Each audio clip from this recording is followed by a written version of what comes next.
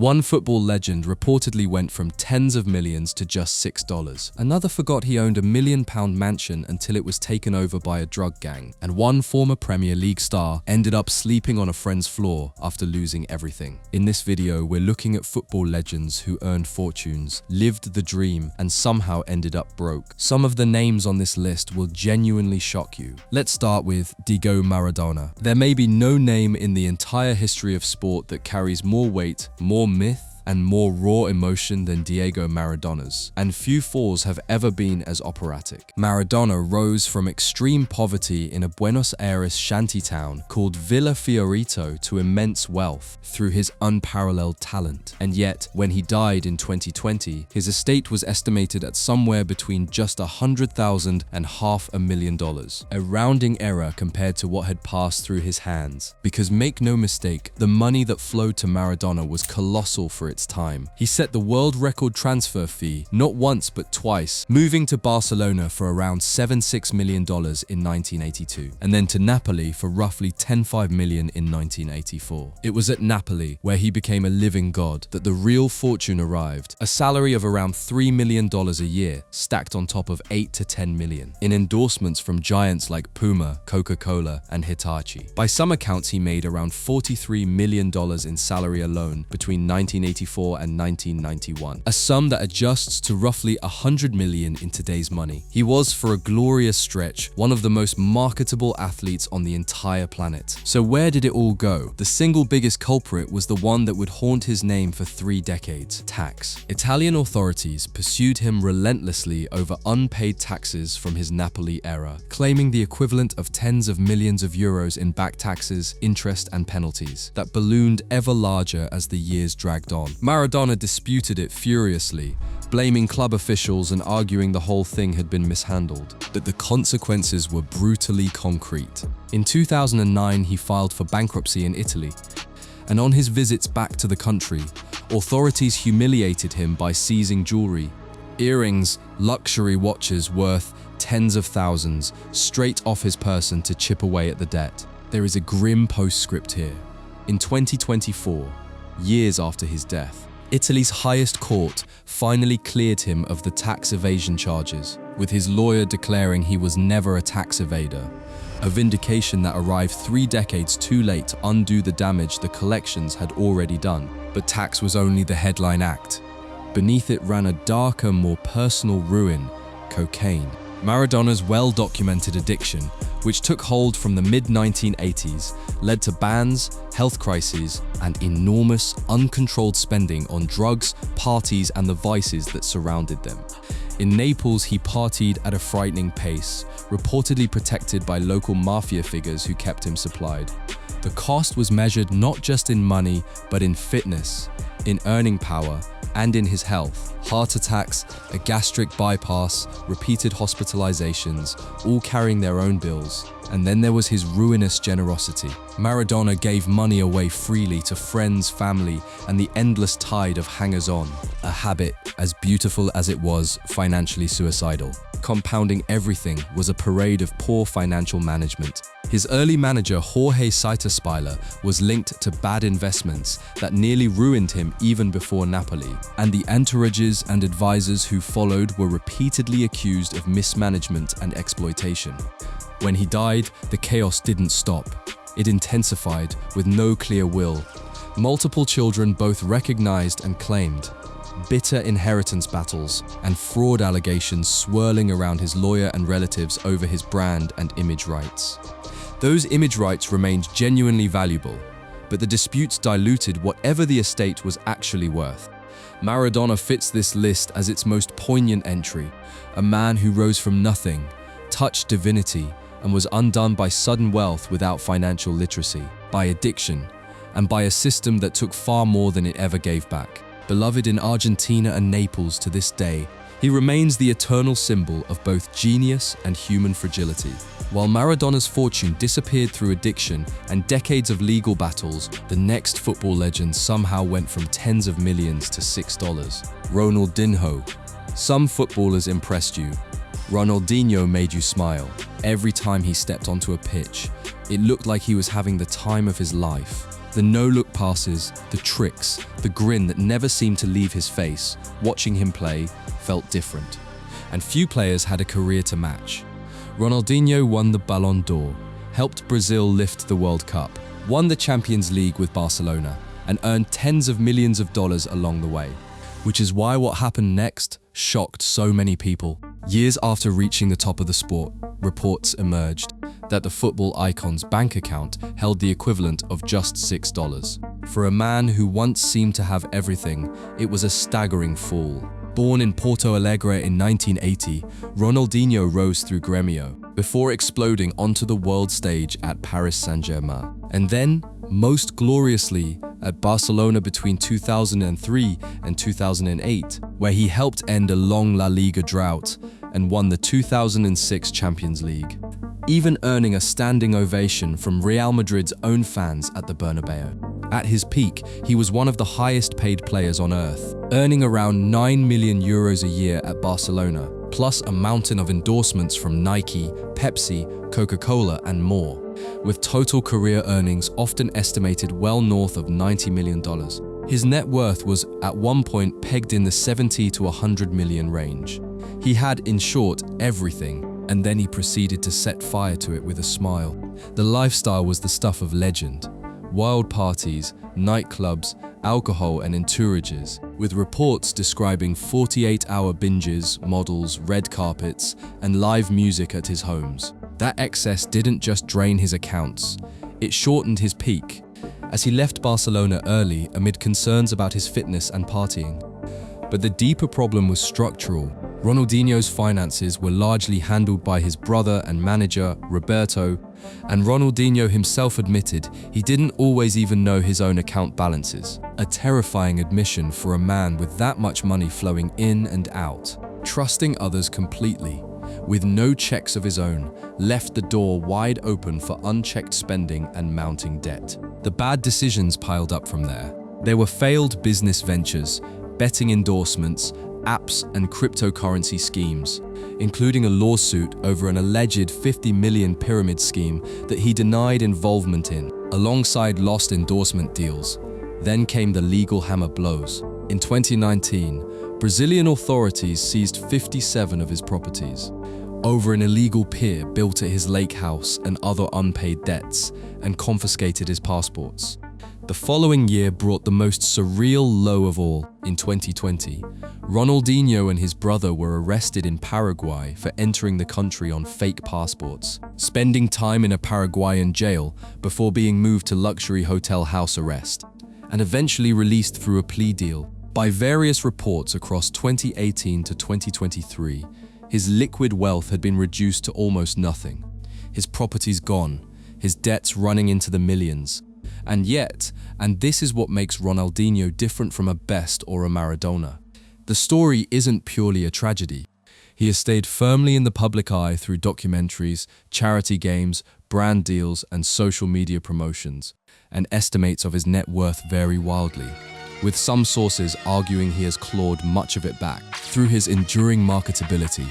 In a genuinely surprising 2026 twist, he even signed with Italian Serie C side Ravenna, primarily in a marketing and ambassador capacity, keeping the brand alive. At an age when most legends have long since faded from view, he remains beloved as the happiest genius, the man who brought Joga Bonito to millions. But his story is a piercing reminder that even immense talent and earnings can evaporate without discipline, sound advice, and a little restraint. If you think Ronaldinho's financial collapse was shocking, the next player watched millions disappear to gambling and years of personal turmoil. Paul Gascoigne. There has rarely been a more naturally gifted English footballer than Paul Gascoigne, and there has rarely been a sadder financial story to go with that gift. Gaza, as the nation lovingly called him, earned millions during his peak, but lost nearly everything to a brutal cocktail of mental health struggles, alcoholism, divorce, bad business decisions, and addiction. His talent could light up a World Cup. His demons could empty a bank vault. Born in Gateshead in 1967, he turned professional at Newcastle in the mid-1980s and quickly became a star before a then British record £22 million move to Tottenham Hotspur in 1988 turned him into one of the country's highest paid young players, earning around €40 a week at the outset. The football brought Gazamania, and the transfers brought serious money. He was sold to Lazio for £5 million in 1992, then to Rangers for £43 million in 1995, where he earned around €15 to €22 a week, won 2 Scottish titles and was named Scottish Player of the Year. A £3-4 million move to Middlesbrough followed in 1998, where he was reportedly on €30 a week and up. On top of the wages came a blizzard of endorsements, major deals with Puma and Adidas, Brute Aftershave, Walker's Crisps, and lucrative autobiography advances. By his own account, he was at points pulling in around €100 a month, and his total career earnings, wages, bonuses, royalties, sponsorships comfortably exceeded £20 million. In the pre-Premier League boom era that made him one of England's genuine top earners. So how does 20 million simply evaporate? For Gascoigne, the answer was a perfect storm rooted in his well-documented illnesses. The lavish lifestyle came first: expensive hotels, drinking benders, and addictions spanning alcohol, gambling, gaming machines, and cocaine, with friends describing him blowing money at frightening speed during his darkest periods. Then came the divorce. His marriage to Cheryl ended, and in 1999, he agreed to a €700 lump sum, plus €120 a year in maintenance, along with properties, cars, and jewelry. A settlement that totaled well over £1 million initially and accumulated far higher over time. It was a colossal, ongoing drain on a man whose income was about to fall off a cliff. The business ventures fared no better. A promotions company lost money, and a clothes store reportedly went bust, while other investments quietly underperformed. And looming over all of it was the taxman. Gascoigne endured multiple brushes with bankruptcy over unpaid taxes to HMRC, owing around €215 by 2008, with further petitions over a £30 plus, with further petitions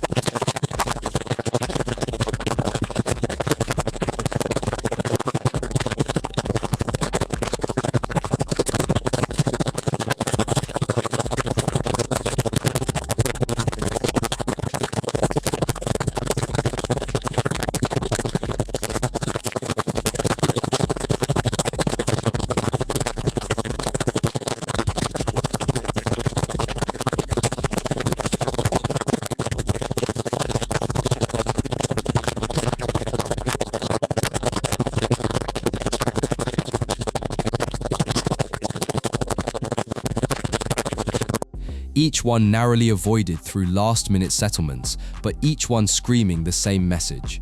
His finances were in total disarray. His post-retirement attempt at coaching ended almost before it began, with a short stint at Kettering Town that saw him dismissed after just 39 days, partly due to alcohol issues, and the rehab costs, legal fees, and lost endorsement opportunities kept eating away at whatever remained. By his own devastating admission, Gascoigne went through roughly £20 million, with estimates of his peak net worth reaching the equivalent of 30 to 40 million before it all came crashing down. Today, recent reports place his net worth at a humbling figure, a tiny fraction of what once flowed through his accounts, and he lives modestly in a small flat in Dorset.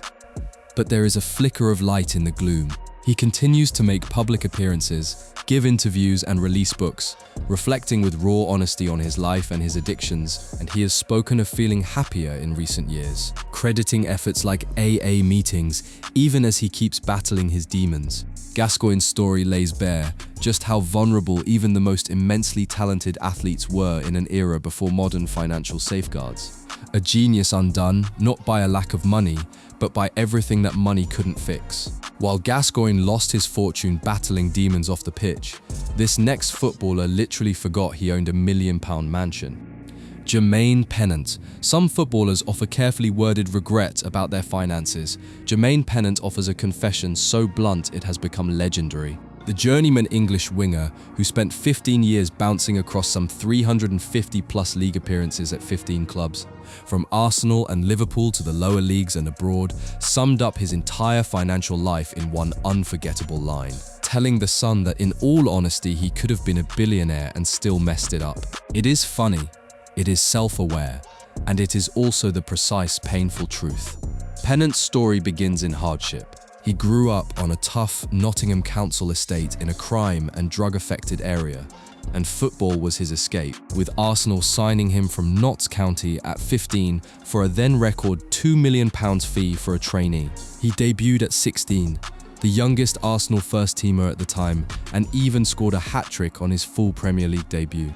But the cracks showed early: homesickness, indiscipline, and a notorious 2005 incident at Birmingham, where he was jailed for drink driving while already banned and uninsured, later playing a match wearing an electronic ankle tag. The money, though, was real. He earned around €30 a week at Liverpool, where he played in the 2007 Champions League final, and then around €80 a week net at Real Zaragoza, with total career earnings estimated at over £10 million. So how did over £10 million vanish? Pennant has been remarkably, almost brutally honest about it, describing himself as financially illiterate, never reading contracts, never checking his bank balance, ignoring advice, and making impulsive decisions, all exacerbated by an ADHD diagnosis that came much later in life. The spending was spectacular: a fleet of supercars including a Ferrari, an Aston Martin, a Lamborghini and a Porsche, designer clothes, VIP nightclub tables, and luxury holidays, including a Las Vegas lads trip that racked up a 25 nil bar bill. And then there is the single most jaw-dropping detail of any story on this list. Pennant once bought a £1-2 million spedroom mansion in Cheshire, moved to Spain, and literally forgot that he owned it, even as he kept paying the interest-only mortgage until it was occupied by a drug gang and damaged by fire. He lost 3 houses in total. He also famously left his Porsche at a Spanish railway station for a month because he simply forgot about it. The losses piled up from there. Bad investments, money lost to horses and properties, a fixer who allegedly swindled him, and a divorce from model Alice Goodwin that brought further financial damage. But the true tipping point arrived in the form of a brown envelope. Around 2018, the taxman hit him with a bill for more than £1 million, a charge he disputed and said he still didn't fully understand. And that, more than anything else, was what led to the bankruptcy. With his declining late career wages unable to sustain the lifestyle, the math finally caught up with him. And in January 2023, he was officially declared bankrupt with debts of more than £1 million. Yet, like several men on this list, Pennant has found something close to peace on the other side. He has rebuilt himself as a pundit for TalkSport, appeared on Celebrity Big Brother and SAS, Who Dares Wins, and lives with his girlfriend Jess Impiazzi in Surrey. He has spoken about how his ADHD diagnosis helped him finally understand his lifelong forgetfulness and impulsivity, and he insists he is happier than ever, viewing the bankruptcy not as an ending, but as a chance to rebuild and make a fresh start. His message to young players is the one that echoes through nearly every story here. Get good advice and actually listen to it. Because as Pennant proves with a rueful grin, no amount of money can outrun a complete lack of financial education. Pennant's financial mistakes were unbelievable, but the next player became football's first global superstar and still ended up with almost nothing. George Best. Before there was Beckham, before there was Ronaldo, before the very idea of a footballer being a global pop culture icon even existed, there was George Best, and to understand how he lost everything, you first have to understand just how impossibly much he had. Born in Belfast in 1946, Best rose to fame at Manchester United, debuting at just 17 in 1963. And within a few short years, he had become something football had never seen. A superstar who belonged as much on a fashion magazine's cover as on the back page. With his dazzling dribbling, his electric pace and that effortless flair, he helped United win 2 league titles and the 1968 European Cup, scoring in the final, won the Ballon d'Or in 1968, and was dubbed the 5th Beatle for his pop star image. The hair, the swagger, the boutiques, the nightclubs, Best didn't just play the game, he rebranded it as entertainment. And here's the thing that makes the fall so steep. In the 1960s, football salaries were modest compared to today's obscene sums, but Best was among the very first players to command genuine superstar pay and endorsements. By 1968, he was reportedly earning around £1,000 a week, a staggering figure for the era, and he topped that up with fashion boutiques run with his teammate Mike Summerbee, hair salons, nightclubs, sponsorships, and later a steady stream of media work. At his peak, he lived the fantasy. Fast cars, beautiful women, endless parties, and money that seemed to refill itself no matter how recklessly he spent it. But the cracks were already spreading beneath the glamour, and they had a name: alcohol. Best's decline began not in some sad retirement, but right in the middle of his playing career, as alcoholism ate away at his fitness, and ultimately drove him out of Manchester United in 1974 at just 27 years old, an age at which most players are only entering their prime. He drifted through clubs in the United States, Scotland, and beyond, but the magic never returned, and the money was being torched at a spectacular rate. Best summed it up with a line so famous it has become folklore, telling the world that he spent a lot of money on booze, birds, and fast cars, and the rest he just squandered. It was funny, in that dark, self-deprecating way. It was also painfully, literally true. The business ventures that should have built him a second fortune mostly collapsed under the weight of his distractions. The menswear boutiques, the salons, the clubs, many failed or quietly bled money while he was elsewhere, glass in hand. By 1983, the bill came due in the most public way imaginable, hours after he appeared in bankruptcy court for failing to pay back taxes. He was hit over the head with a beer glass in a London pub. The following Christmas, he was jailed for 3 months for drunk driving, assaulting a police officer, and jumping bail, spending the holiday in prison. His post-retirement income from after-dinner speaking and Sky Sports punditry was real, but wildly inconsistent, and it dwindled as his health collapsed. The final chapter is genuinely devastating. By the 2000s, despite a 2002 liver transplant to repair the alcohol-ravaged organ, Best was effectively penniless. When he was admitted for the last time, he received care at London's private Cromwell Hospital, where he ultimately died on 25 November 2005, aged 59, from a lung infection and multiple organ failure.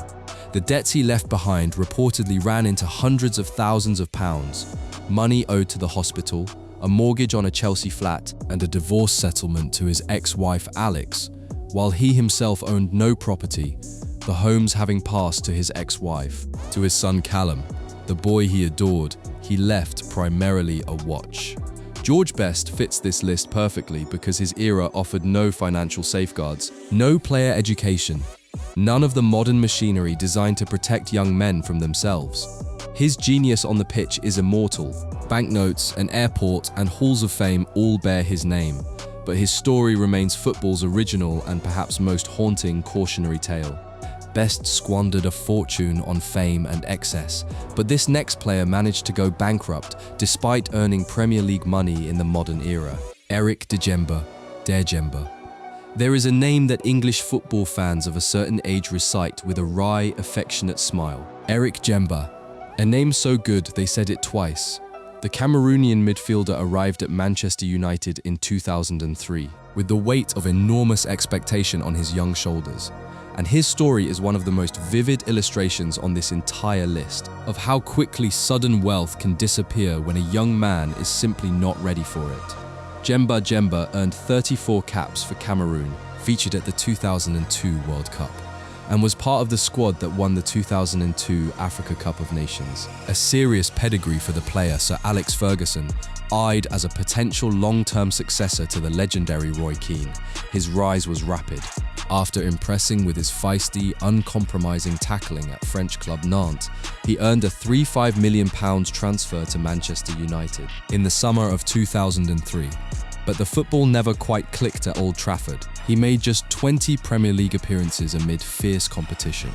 And in January 2005, he moved on to Aston Villa for around £15 million, where limited playing time and a loan to Burnley preceded the termination of his contract in the summer of 2007. And it was right around this period that the financial wheels came off entirely, despite Premier League earnings reportedly reaching up to €75 a month. Basic at United, Djemba was declared bankrupt in 2007. The details of his spending have become the stuff of legend, repeated in financial literacy seminars as a near-perfect example of what not to do.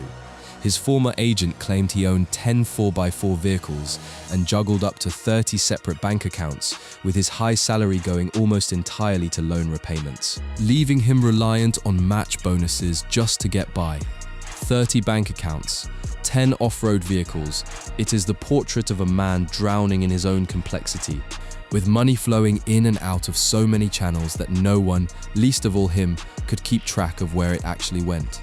Djemba himself has acknowledged losing millions, attributing it to being too young, too naive, too trusting, and to living a lavish lifestyle after his big money move. He denied the precise scale of the car and bank account claims, but admitted with disarming honesty that he managed his money poorly and that people took advantage of him. The contributing factors form a familiar and tragic checklist: lavish spending on cars and lifestyle to maintain a Premier League image, poor financial management, possibly bad investments including disastrous real estate deals later in Qatar, tax debts, and the simple costly fact of being too nice and too open with the wrong people. A divorce was linked to further significant costs. He later reflected on the crushing pressure of being asked to replace a club icon at just 21, and how impossibly hard it was to handle that level of fame and fortune at such a young age.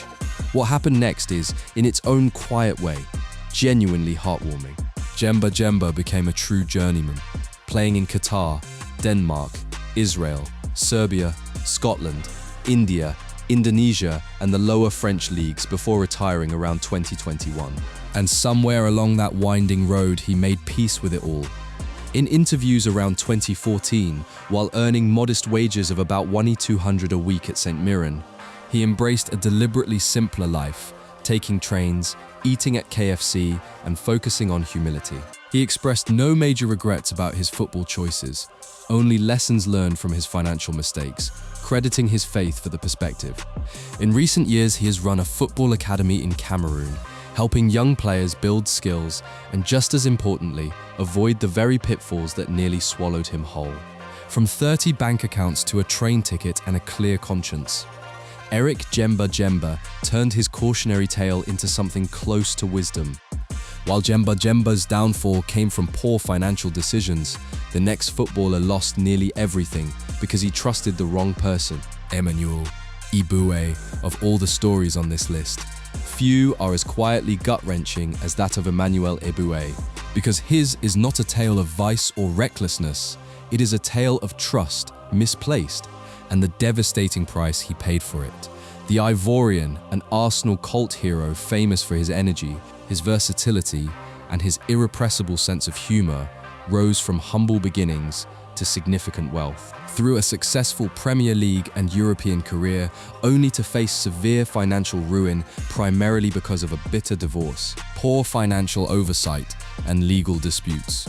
Born in Abidjan in 1983, he came up through the famed ASEC Mimosas Academy, moved to Belgium's Beveren, and then signed for Arsenal in 2004, where he spent most of his career. Made 214 appearances, including the 2006 Champions League final, and was so admired by Arsène Wenger that the manager once compared him to the legendary Brazilian winger Garrincha. The money was substantial, across spells at Arsenal and then Galatasaray, where he won 5 domestic honours in Turkey. Eboué reportedly earned somewhere around £20 million during his playing days, and he earned 79 caps for his country, appearing at 2 World Cups. At his peak, he owned multiple properties, 3 houses in England, and a collection of luxury cars. And here lies the fatal detail, the single decision that would unravel everything. He entrusted virtually all of his financial and property management to his then-wife, Aurélie Bertrand, whom he married in 2004. He signed what he was asked to sign. He trusted completely, and he never imagined what that trust could cost him.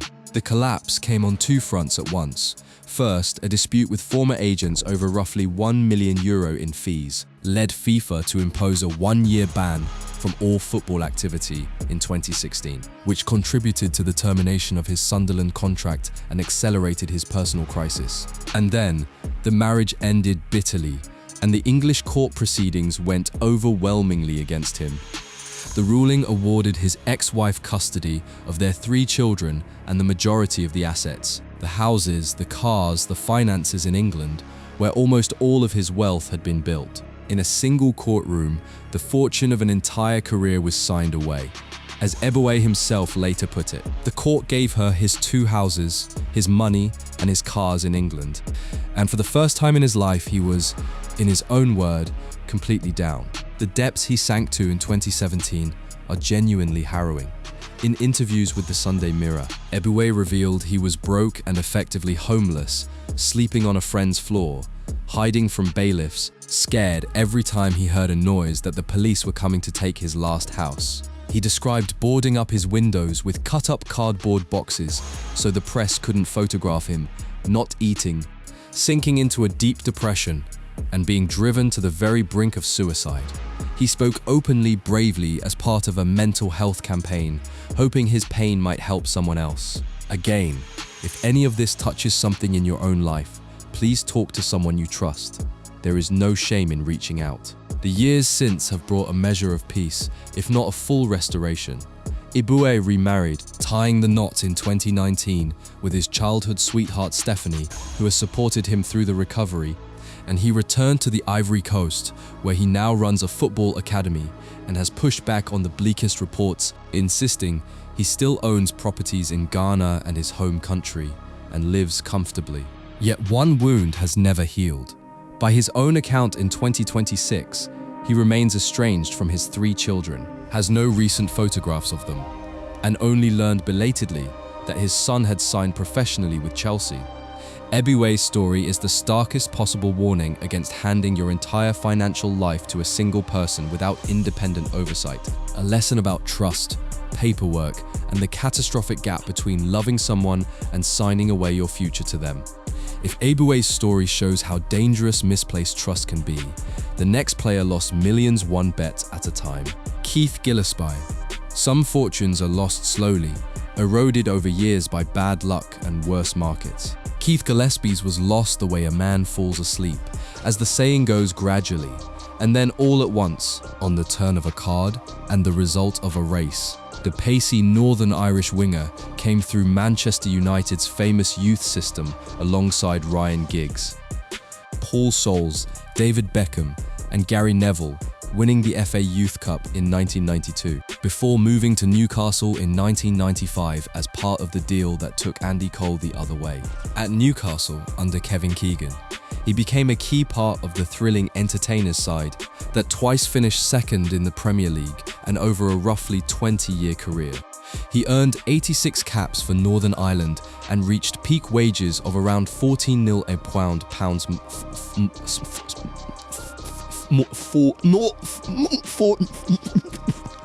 14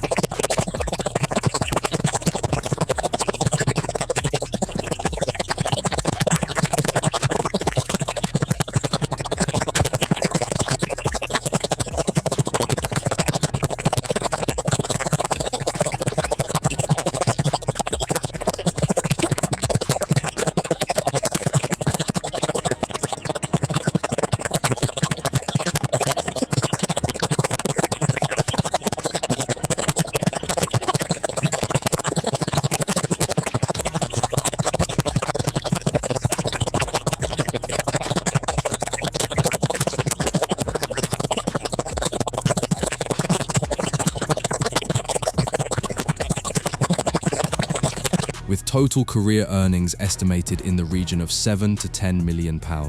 And then he gambled essentially all of it away. In his brutally candid 2013 autobiography, How Not to Be a Football Millionaire, Gillespie detailed how he blew an estimated $7,215, $875, through a severe gambling addiction compounded by bad investments. The roots ran terrifyingly deep. It began when he was just 16, an apprentice at Manchester United, where he started gambling almost immediately and spent most of his 46-a-week wages at the bookies. He has described acting as a betting runner, in a dressing room culture steeped in cards, horses, and punts, an environment that normalized the very habit that would destroy him at Newcastle. With telephone betting making it all the more frictionless, it spiraled out of control.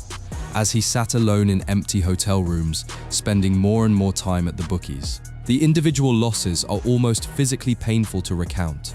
Gillespie has spoken of a single catastrophic stretch, around the age of 20, when after a 48-hour gambling spree, he lost 47-0 in one day and then 15-0 the next, blowing a total of 62-0 in just 2 days.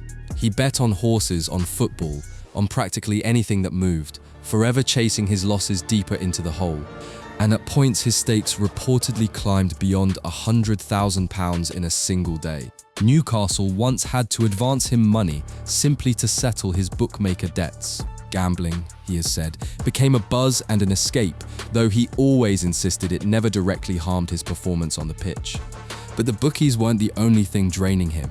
Like so many players of his era, Gillespie was lured into the world of film investment schemes marketed as clever tax relief, and one 2001 syndicate that handed him $500 in relief later backfired spectacularly, leaving him with an enormous HMRC tax bill of around $436. Bad advice and pure naivety did the rest, as changing tax rules turned what looked like savvy planning into a financial time bomb. The combined weight of the gambling debts, the failed investments, and the unpaid tax finally proved too much, and in October 2010, at the age of 35, Gillespie was declared bankrupt following a petition from HMRC.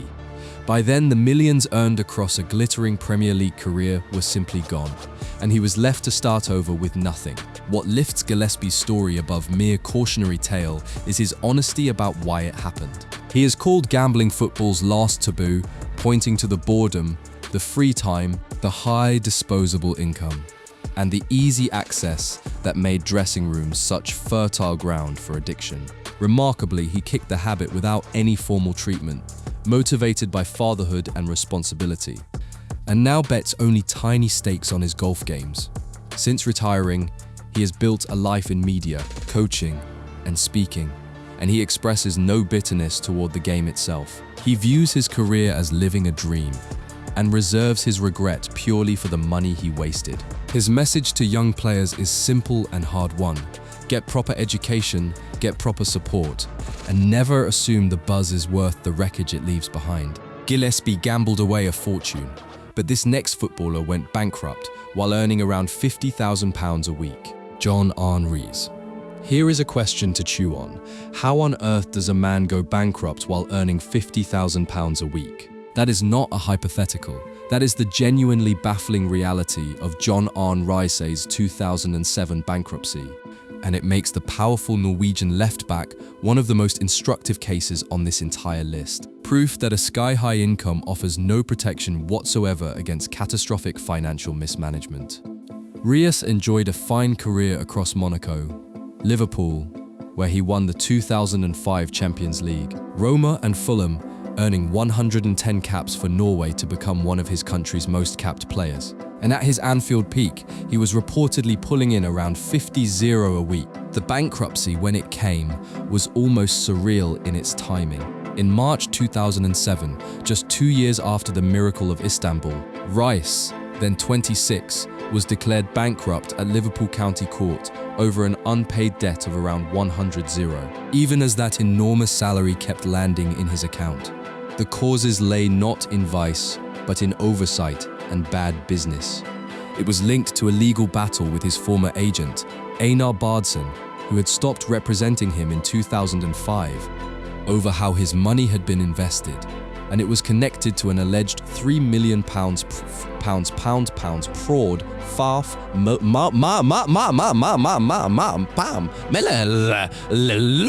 million pounds prob, playing for pound 3 million, 3 million.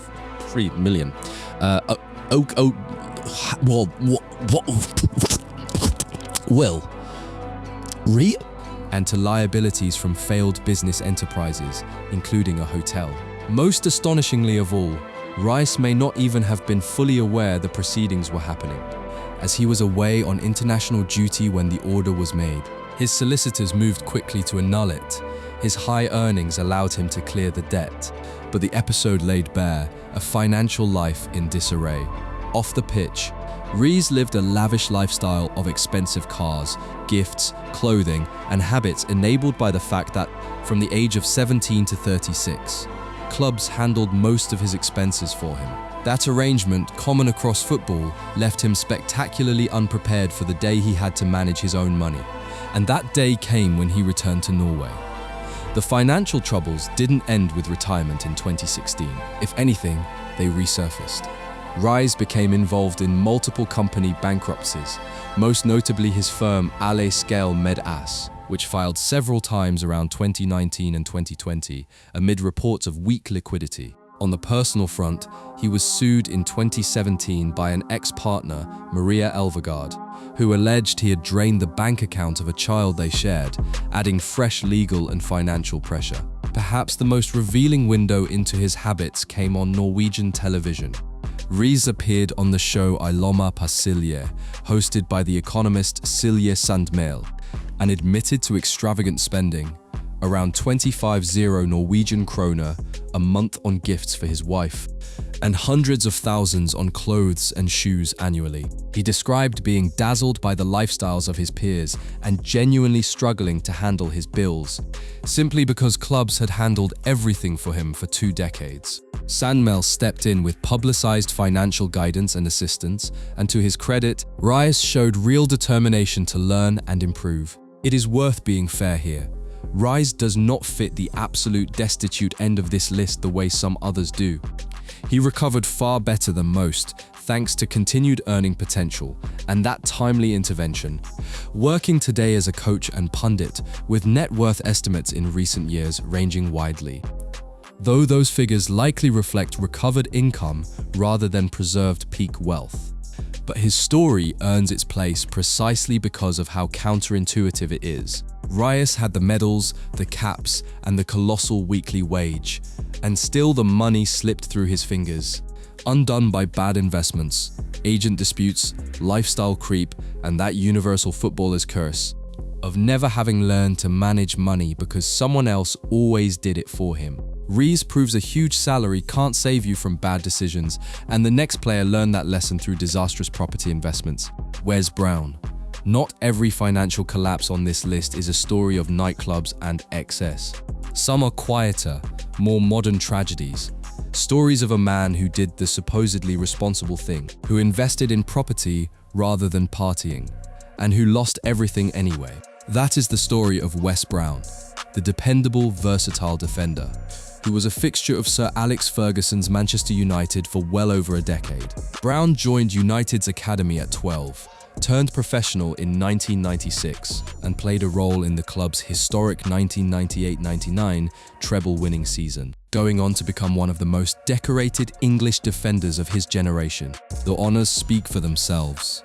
Across his United career, Brown collected 5 Premier League titles, 2 Champions League winners' medals in 1999 and 2008, even assisting Cristiano Ronaldo's opening goal in the 2008 final against Chelsea, along with FA Cups, League Cups, and Community Shields. He made over 350 appearances for the club, earned 23 caps for England, and was praised by Ferguson himself as one of the most naturally talented defenders at the club. At his peak, Brown earned around €50 a week at Manchester United, reflecting the booming wages of the Premier League era. Over a 20-year career, the total ran into many millions of pounds. The kind of money that, handled well, should have meant lifelong security. But on 12 April 2023, the unthinkable happened. Wes Brown was declared bankrupt, following a petition from HMRC earlier that year. And the primary cause was not vice, but real estate. Brown lost millions in failed property deals. The details are painful in their specificity.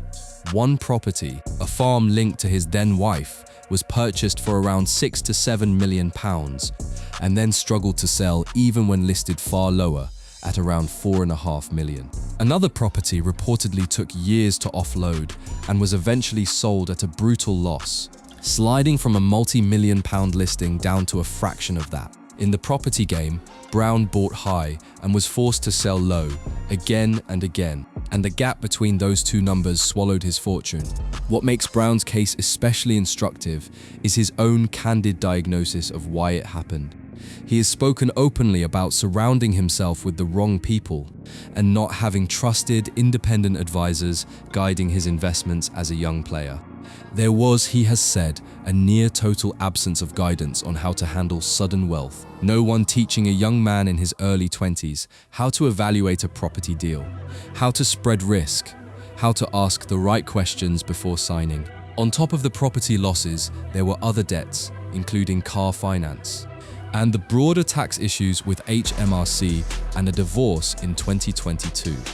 From his wife of many years, Leanne, with whom he shares 3 daughters, though the property troubles predated the split. Brown kept relatively quiet when the news first broke, but he later opened up in interviews, describing the experience as a tough ride and emphasizing above all the lessons learned. And here's where his story takes an admirable turn. Rather than retreating into bitterness, Brown has thrown himself into financial literacy education for young athletes, advocating for better advice and proper due diligence so that the next generation doesn't repeat his mistakes. By the most recent reports, his situation had stabilized through ongoing work in punditry, coaching, and other ventures, with recovery coming gradually. He remains a humble, respected figure among fans and former teammates alike. Wes Brown is the cautionary tale for the modern era, proof that you don't need a single wild night to lose a fortune. Sometimes all it takes is bad advice, a few overpriced houses, and a property market that turns against you at exactly the wrong moment. While Brown lost millions in real estate, the next wonder kid saw fame, fortune, and his entire financial future vanish before he even reached his mid-30s. Royston Drenthe. Every generation produces a teenager who seems destined for the very top. And in the mid-2000s, that teenager was Royston Drenthe. Powerful, lightning quick, and oozing natural ability. The Dutchman of Surinamese descent broke through at Feyenoord, was named player of the tournament as the Netherlands won the 2007 UEFA Under-21 Championship and earned a glittering €14 million transfer to Real Madrid in 2007 at just 20 years old. The world was his, and in a remarkably candid later reflection, Drenthe pinpointed exactly why it slipped away, admitting that he wasn't ready to be a professional, that he thought he was God, but he also liked to party, and you can't combine both things. At the Bernabeu, he showed flashes of genuine brilliance, scoring on his competitive debut in the Spanish Super Cup and contributing to a La Liga title, but he made just 46 league appearances in 5 years, struggling for consistency amid fierce competition and a string of off-field issues. A productive loan at Everton in 2011-12 hinted at what might have been. But indiscipline, clashes with manager David Moyes, lateness to training, and attitude problems limited him everywhere he went. He left Madrid in 2012 on a free, then bounced through Russia, England, Turkey, the UAE, and the lower leagues of the Netherlands and Spain before finally retiring for good in November 2023. He earned just a single senior cap for the Netherlands, a staggering under-delivery on that teenage promise. Drenthe earned serious money early, especially from the Real Madrid deal and the contracts that followed, accumulating a fortune in the millions. And then he lost it. By December 2020, at the age of 33, a Dutch court in Breda declared him bankrupt after he lost an estimated £32 million. He wasn't even present at the hearing, and he downplayed the whole thing with a striking nonchalance, telling a Dutch website that he doesn't shock easily, and if it was what he thought it wasn't so important. He attributed part of the mess to accountant negligence. His lawyer was reportedly on holiday when the verdict came down, and pledged to hire a financial advisor going forward. The contributing factors, drawn from his own admissions and reports, form a vivid portrait of a young man overwhelmed by his own success. He warned other young players about agents, feeling tricked over his Madrid salary, and clashed with clubs over unpaid wages. His lifestyle was, by his own cheerful confession, full throttle. When he partied, he did it properly, with lavish spending, fast cars, hundreds of traffic fines, and once even crashing into a police car. And then there is the single most financially consequential fact of his life. He has 8 children from different relationships, an enormous ongoing financial responsibility. His attempts to diversify, a Rotterdam clothing store, a rap career under the name Roya Two Faces, an acting role in the Dutch crime drama Mokro Mafia never delivered financially, and the sheer instability of his late career, with frequent moves and lower league pay, meant the money stopped flowing long before the obligations did.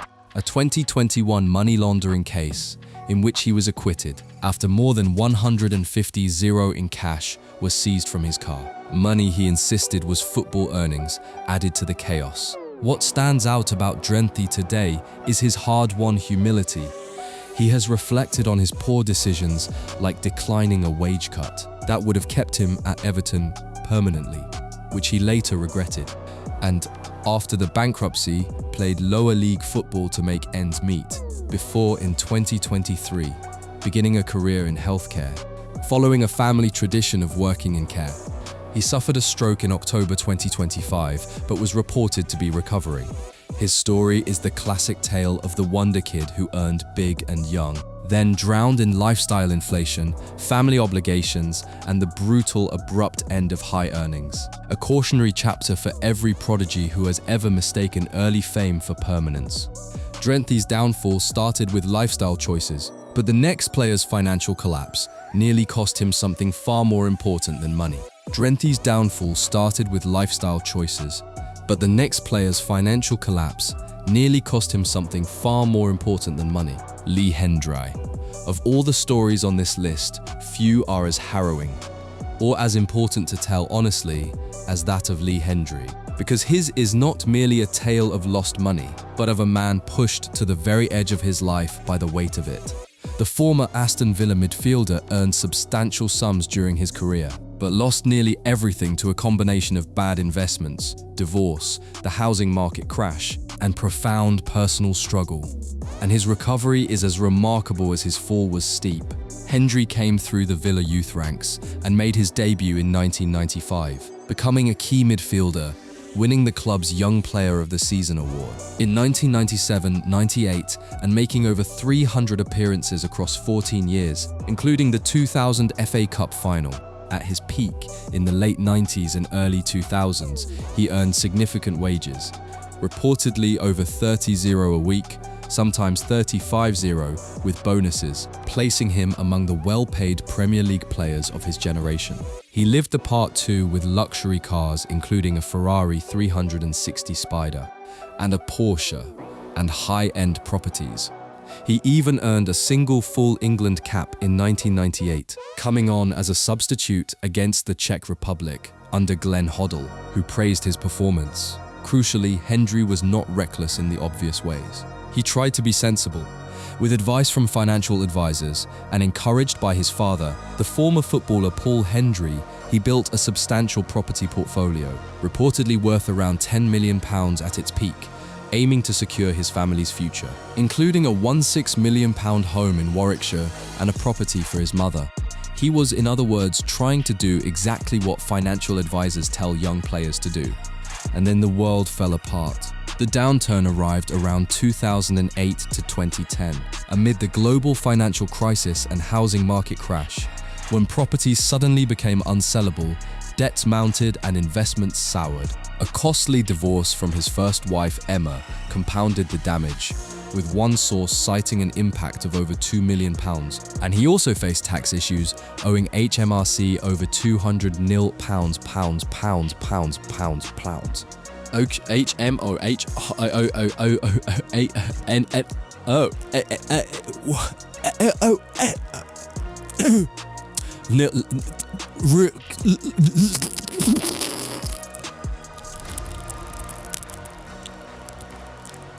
Lit.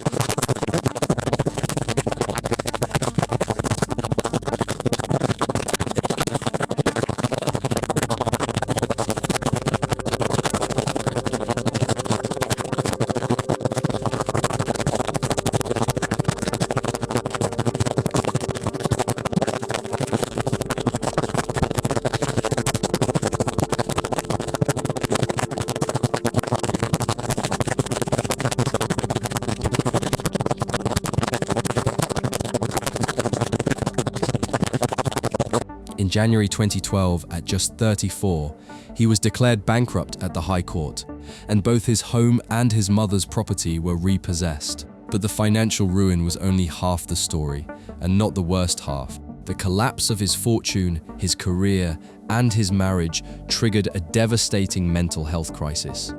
Hendry has spoken with extraordinary courage about attempting to take his own life multiple times. He has described 5 or 6 attempts, including a 2010 attempt, and a July 2011 overdose that left him on life support. He has described the agony of waking up, the impact on his family, and the crushing feeling of failure as a provider. And he found the public label of bankrupt more humiliating than any criticism he ever took on the pitch. A note before we go on, this is a difficult subject, and if any of it resonates with you personally, please reach out to someone, a professional or a person you trust. You are not alone. The redemption, thankfully, is real. Hendry was discharged from bankruptcy in 2013 and rebuilt himself gradually, working in children's football programs, becoming a pundit for Sky Sports and TalkSport, appearing on ITV's Harry's Heroes, where he spoke openly about his mental health, and coaching at academies. He credits family, new relationships, and dedicated mental health work for his progress, while honestly acknowledging the ongoing challenges. His story fits the grim pattern: short, high-earning careers, poor financial advice, lifestyle inflation, divorce, and bad property bets. But it carries a second, more vital lesson: that the loss of money can endanger far more than a bank balance, and that survival and even peace is possible on the other side. Hendry lost everything trying to secure his future, while the next footballer went from Olympic hero to bankruptcy court. Celestin Babayaro. There is a particular cruelty to Celestin Babayaro's story because he reached a height that almost no footballer on this list can claim. At just 17 years old, he scored in the 1996 Atlanta Olympic final, as Nigeria's dream team came from behind to beat Argentina 3-2, making them the first African nation ever to win Olympic football gold. That is the kind of glory that should echo through a man's whole life. And in a sense it has, but so too has the financial ruin that followed. The Nigerian left-back rose as a teenage prodigy and became a Premier League stalwart with Chelsea and Newcastle United. Yet his post-career story fits the archetype of legends who lost nearly everything through lavish spending, poor investments, and inadequate financial planning. His rise was meteoric. After starting in Nigeria, Babayaro moved to Belgian giants Anderlecht as a teenager, setting records as one of the youngest players to appear and be sent off in the Champions League on his debut at just 16 years and 86 days old.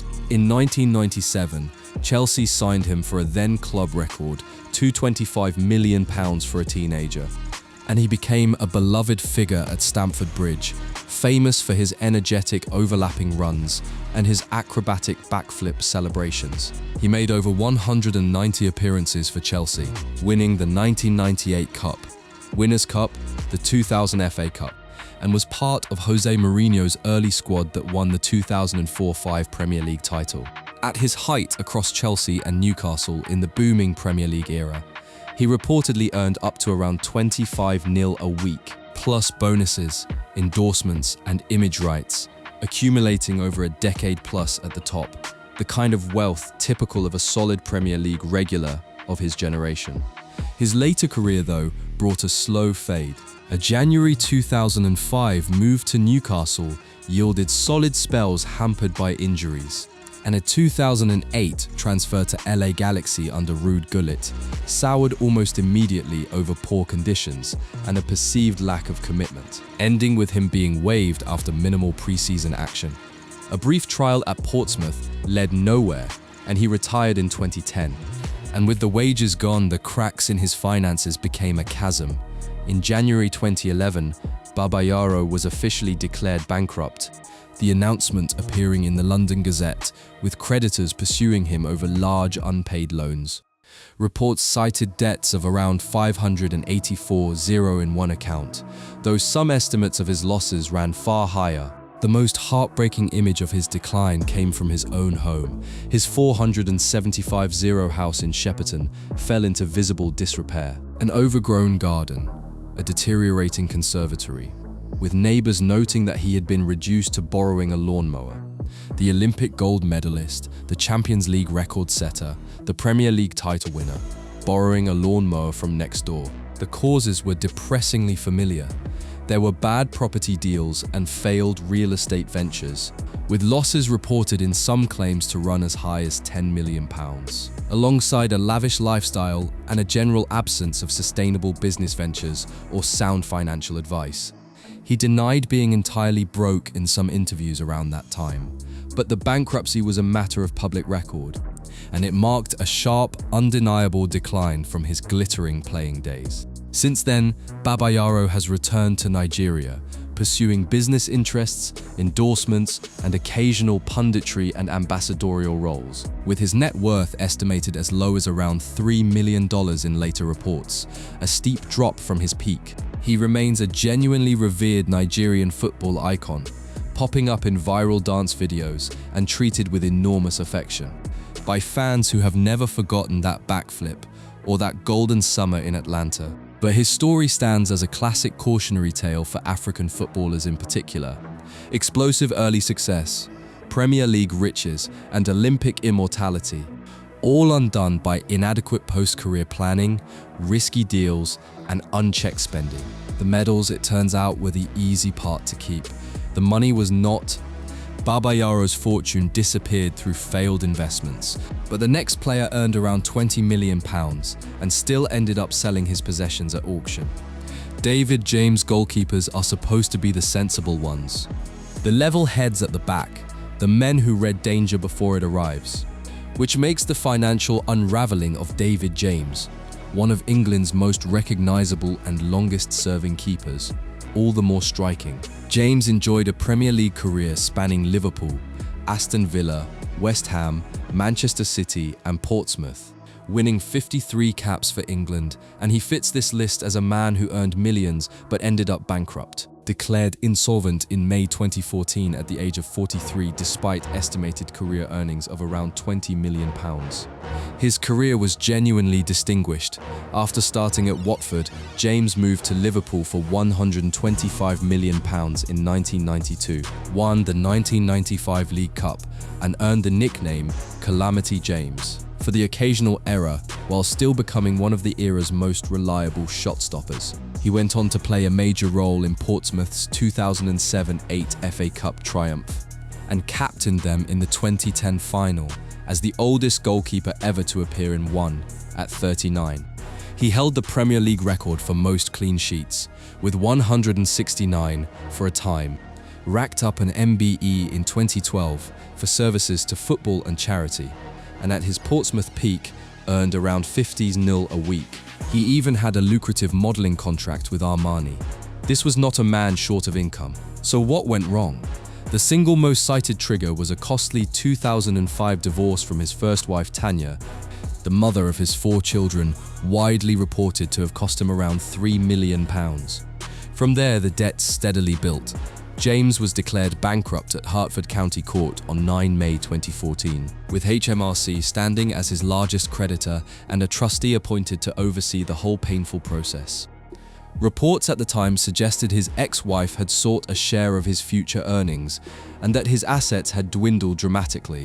What followed in November 2014 was one of the more poignant spectacles in football's financial collapse canon. To pay his creditors, hundreds of James's personal possessions were sent to auction, and the inventory read like a portrait of a whole life broken down into lots. There were 150 or more signed football shirts, shorts, and match balls. There was his DJ equipment, including around 1-800 vinyl records. There were exercise machines, a customized Vauxhall Astra van, Raleigh chopper bikes, and almost comically, a petrol chainsaw. The accumulated treasures and trinkets of a 25-year career, tagged and sold to the highest bidder.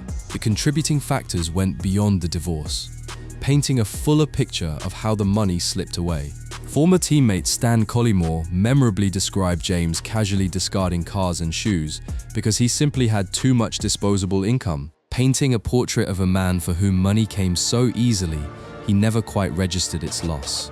There were reports of failed business ventures, the familiar problem of poor long-term wealth management and a deep streak of generosity. James supported charitable projects in Malawi through his foundation and reportedly helped Portsmouth's staff during the club's financial troubles. And like every footballer, he faced the brutal arithmetic of a career that pays enormous sums for a frighteningly short window. The average top-level career lasting only around 8 years, followed by decades of life that still has to be funded somehow. When the wages stop, but the spending habits don't, even 20 million can drain away with startling speed.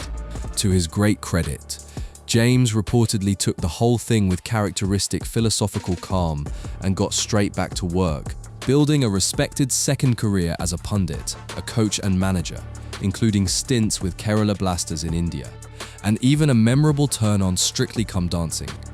James exemplifies the most common pitfalls of all: a lavish lifestyle, a ruinous divorce, tax trouble, and a high-earning career that, like almost every footballer's, ended far too soon to sustain the life it briefly bankrolled. James lost his wealth through debt and divorce, but the next footballer was hit with one of the biggest financial penalties the sport has ever seen. Adrian Mutu. Most of the men on this list lost their fortunes to their own choices: the bottle, the bookies, the bad property deal. Adrian Mutu's ruin was different. His was a fortune destroyed, in large part by a single courtroom hammer blow so enormous it set a world record, and which would follow him like a shadow for the rest of his career. The Romanian striker was one of his country's greatest ever players, a 4-time Romanian Footballer of the Year, and joint all-time top scorer for the national team with 35 goals. And his downfall is uniquely tied to football's most infamous financial dispute. Technically gifted and clinical Mutu earned a €22.5 million transfer to Chelsea in August 2003, one of Roman Abramovich's early big spends and a Ballon d'Or nomination. He started brilliantly at Stamford Bridge, 4 goals in his first 3 games. But clashes with new manager Jose Mourinho, personal turmoil including a divorce, and a creeping sense of isolation set the stage for disaster. In September 2004, the bottom fell out.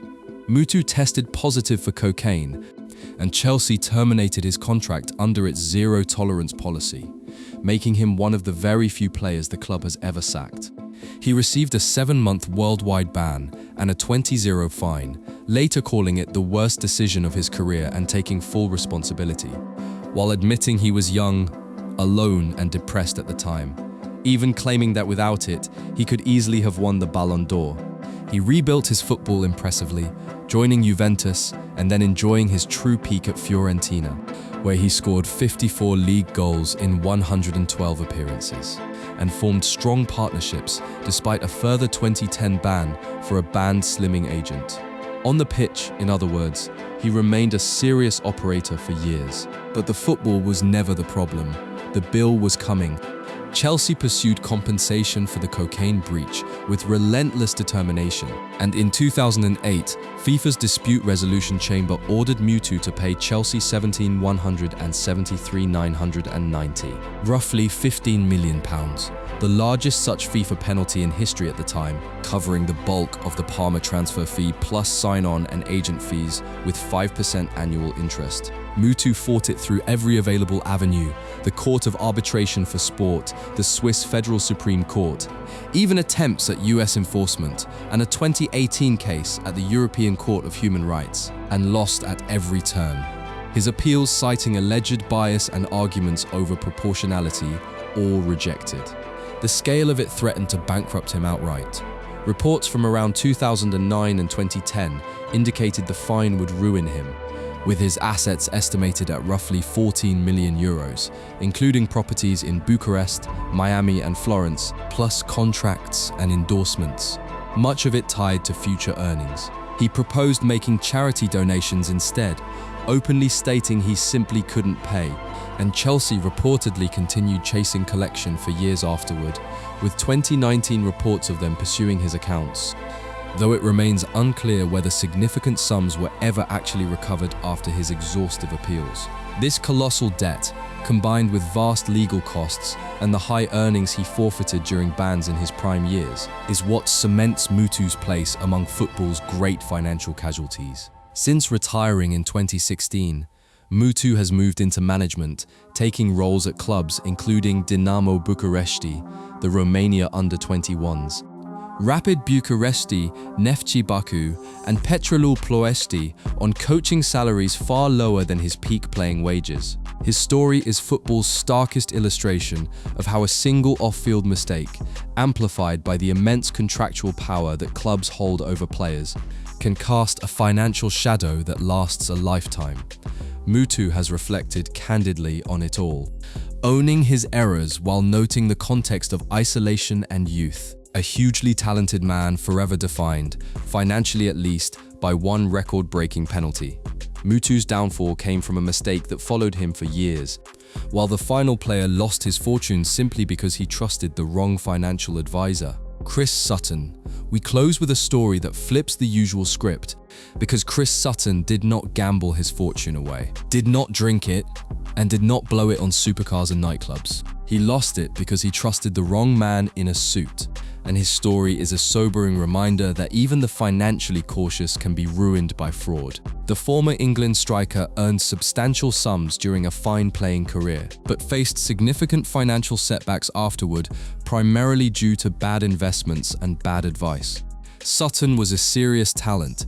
In 1994, he became the most expensive British footballer of his time, with a £5 million transfer to Blackburn Rovers, where he formed the famous SAS Strike partnership with Alan Shearer and won the 1994-95 Premier League title. His career carried him through a £10 million move to Chelsea, and then a hugely successful spell at Celtic, where he formed a prolific partnership with Henrik Larsson, scored 63 league goals, won multiple SPL titles, and reached the 2003 UEFA Cup final. Across top-flight English and Scottish football, he racked up over 400 league appearances and around 150 goals, earning the transfer fees and wages typical of the booming mid-1990s onward Premier League era. He earned a single England cap in 1997, retired in 2007 after an eye injury, and briefly managed Lincoln City. This was a man who, by every reasonable measure, should have been financially secure for life. And then came the con. Sutton was declared bankrupt in May 2014, with debts reportedly exceeding 330, and the primary cause was a multi-million-pound fraud, a spread-betting foreign currency scheme. He and his wife Samantha invested a combined 100 recommended to them by an accountant named Simon Grinter, who was later jailed for the scam.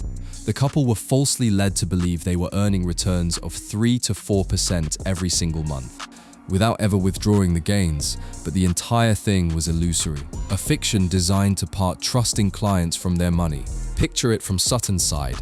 Glossy statements arriving month after month, each one showing his money quietly multiplying, every figure a complete invention. Sutton publicly blamed bad financial advice and admitted he did not fully understand the scheme's risks, which were tied to currency fluctuations, and crucially, he was far from the only footballer entangled with the same advisor and the same fraudulent operation.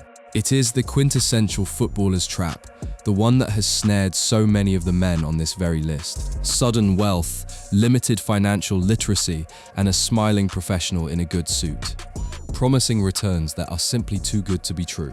The cruelty of it is that Sutton did the responsible thing. He sought advice and invested rather than splurged. He was just betrayed by the very person he paid to protect him. But Sutton's story has, arguably, the most complete recovery on this entire list, and it came not from another investment, but from his own personality.